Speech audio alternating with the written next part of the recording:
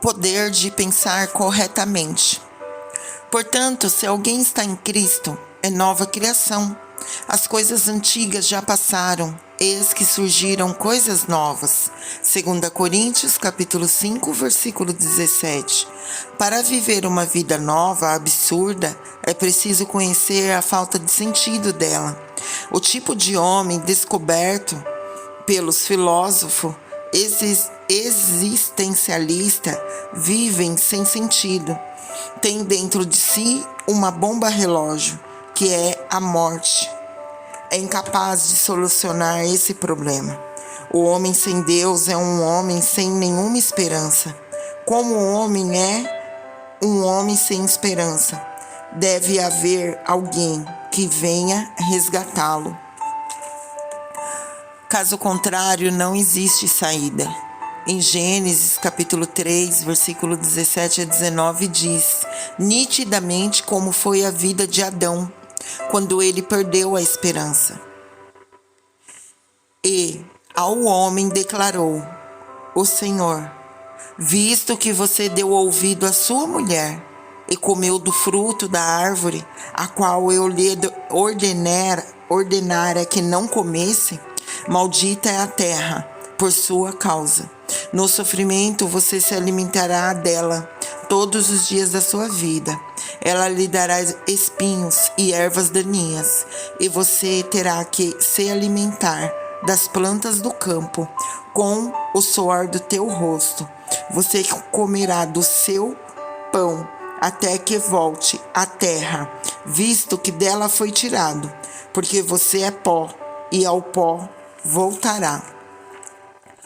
O conceito do homem é semelhante aos olhos dos existencialistas.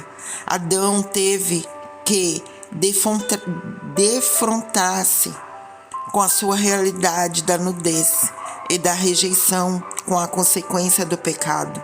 O que Adão descobriu de si mesmo foi que estava separado da glória de Deus e sentiu-se vergonha por sua nudez, motivo pelo qual se escondeu atrás de uma árvore. Além disso, verifique como ele viu a sua maldição dos espinhos e ervas daninhas com o suor e viu-se obrigado a sobreviver em circunstâncias totalmente desanimadoras. Por último, Adão descobriu que estava desanimado. A enfermidade e a morte, e que voltaria a ser pó. Observando a vida de Adão, a Bíblia admite que o homem é um ser sem esperança. A manifestação do pecado fala de um homem que vive no abismo da desesperança. A partir da queda de Adão, o homem foi contagiado pelo vírus do pecado, exposto pelo DNA do homem. O homem começou a se contaminar. Com consequência disso, hoje pensamos: sou pecador, não posso me livrar do meu pecado. A minha intimidade espiritual é feita escravo do pecado. Isto é, temos uma autoimagem incorreta. Qualquer que tiver uma autoimagem correta nunca poderá ser livre do pecado. A pior enfermidade mortal que pode ser concebida pelo homem, contamina pelo pecado, é a distorção da alta imagem. Essa enfermidade pode ser observada em 4 casos. O primeiro caso é na dependência. Isto é, quando as pessoas amarram a autoimagem com a corda dos maus costumes, são presas dos desejos carnais, do álcool e outros. A maioria que está amarrado no vício não está preparado para sofrer a tentação. é a prova do diabo. Eles pensam constantemente: sou um medíocre, sou um mundano, estou preso aos costumes do mundo, não me posso livrar desse mau hábito. Dessa forma, transformam-se independentes. O segundo caso é na infelicidade. São aquelas pessoas que pensam não merecer o amor dos familiares e dos amigos e, consequentemente, passam a se alienar. Por exemplo, as crianças de rua. A maioria provém de famílias destruídas. As sementes da infelicidade são semeadas quando os pais se divorciam ou quando um deles morre prematuramente. Eles não conseguem se libertar da autoimagem que diz: eu sou autossuficiente. A semente da infelicidade acaba destruindo a própria vida. Essas pessoas são negativas e vivem presas ao ódio e à ira. O terceiro caso é a debilidade. As pessoas que teve alguma debilidade física tendem a viver sobre a ansiedade e a preocupação com a doença. Pensam que não pode ter uma vida. O fato de estarem fisicamente frágeis, elas pensam: eu já nasci frágil, por isso a enfermidade voltará a qualquer momento.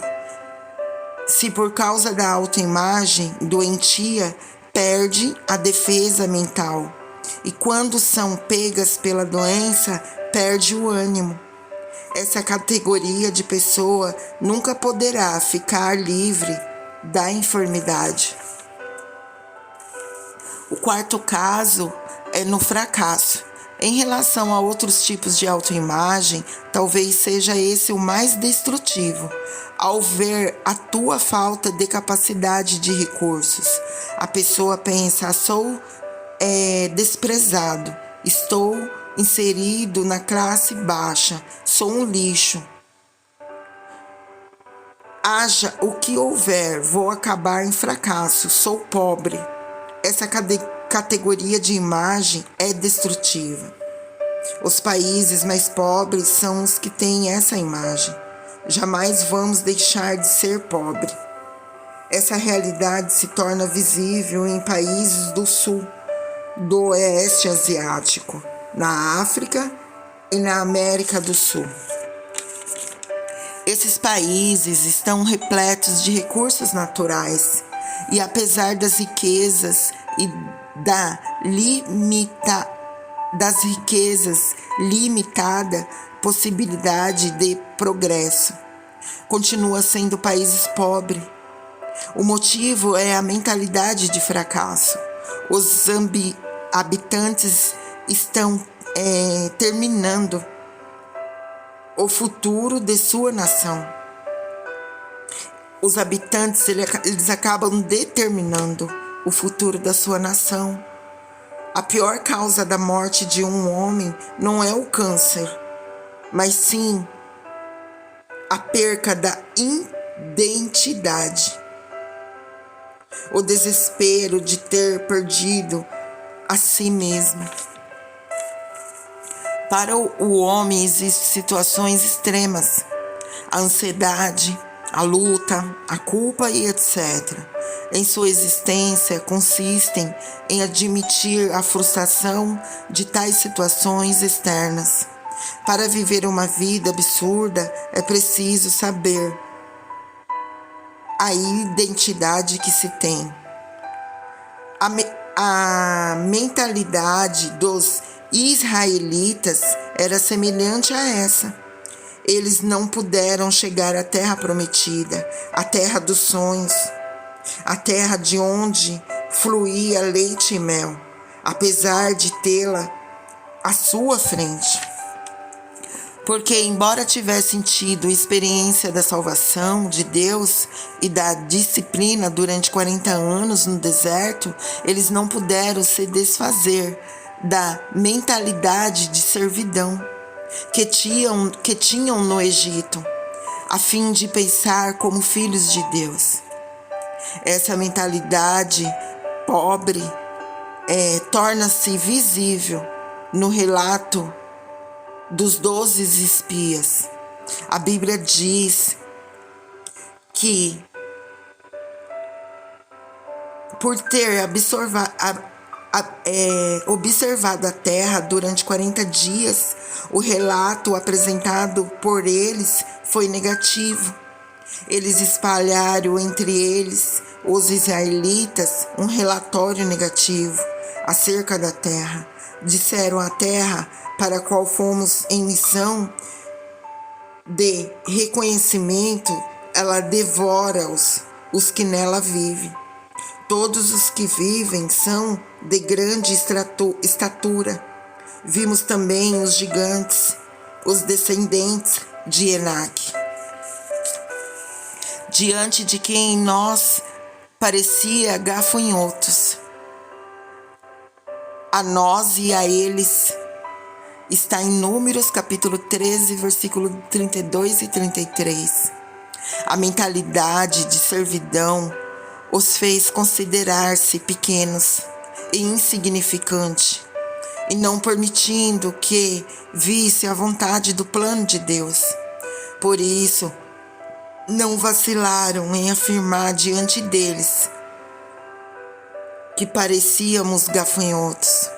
O importante é que a terra de Canaã é um território onde se pode entrar com complexo de gafanhoto, ou seja, aquele que não. A única forma de mudar a autoimagem é se voltar para Jesus Cristo. Paulo, ele adverte: portanto, se alguém está em Cristo, é nova criação. As coisas antigas se passaram, eis que surgiu coisas novas. 2 Coríntios, capítulo 5, versículo 7. Em Cristo podemos encontrar uma nova imagem, que consiste em crer, apesar de ser pecador, a sua injustiça merece a rejeição e os seus pecados foram perdoados pelo sangue de Jesus. Você é uma pessoa justa, porque recebeu o perdão dos seus pecados. Te dou graça, Pai, por ter perdoado pelo sangue de Jesus Cristo alguém que não merecia ir para o alto, mas sim para o inferno. E te dou graça, Pai, por me aceitar em seus braços.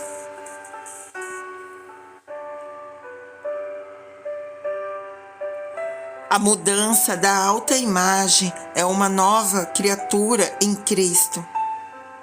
A transformação acontece quando alguém abandona o manto do passado. Sou uma nova pessoa, tenho uma nova identidade. Aqueles que têm uma enfermidade devem conceber uma imagem sã em Cristo. Devemos nos conscientizar que Cristo tomou sobre si as nossas enfermidades e por suas feridas somos curados. Isaías 53, 5. Você não tem nada a ver com a enfermidade. Ela foi resolvida na cruz. Você foi legalmente liberto. Em seguida, vamos fazer essa oração por cura divina. Então haja pela fé. Haja pela fé.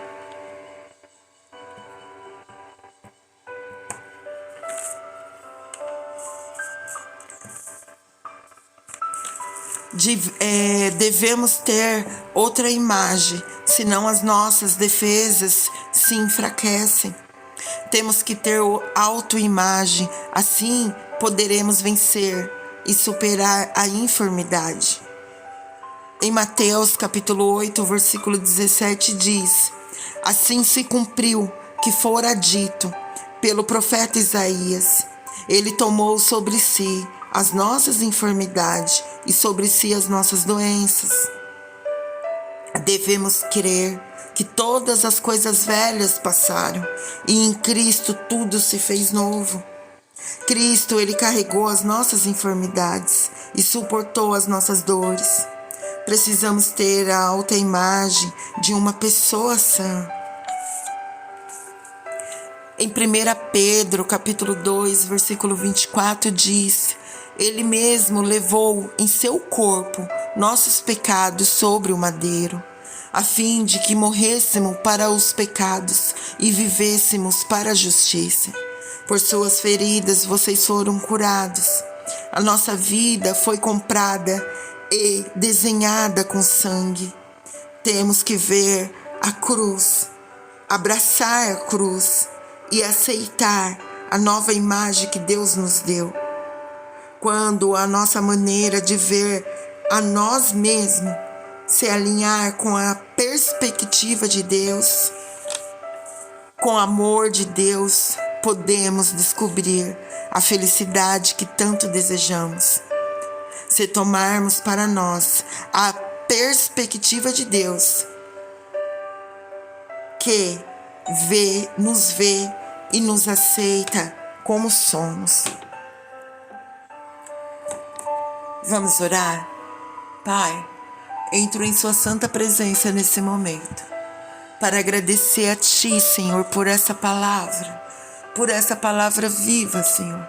Espero que tenha tocado corações e que essa pessoa que está ouvindo essa palavra, Senhor, seja abençoado. Que a unção de Deus Pai, Filho e Espírito Santo seja contigo e com toda a sua família. E que Jesus Cristo esteja à nossa frente, à nossa retaguarda, à nossa direita e à nossa esquerda. E que o sangue de Jesus cubra a nossa vida e cubra toda a nossa família. Que Deus abençoe a tua vida. Ótimo dia. Beijo no seu coração. Fiquem com Deus.